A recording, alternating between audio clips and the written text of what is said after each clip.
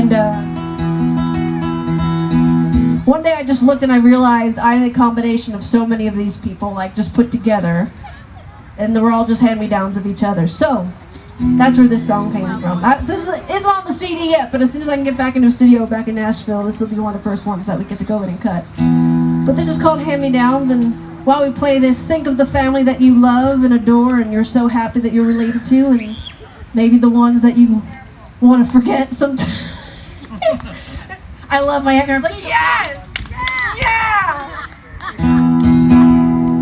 None of you all are in this, I promise. Okay.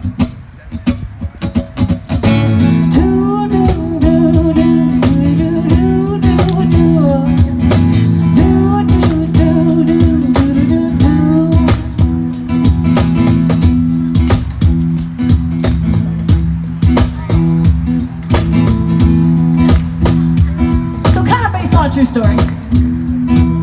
I got my daddy's temper and my cousin's old tennis shoes, and I cry like my baby sister every time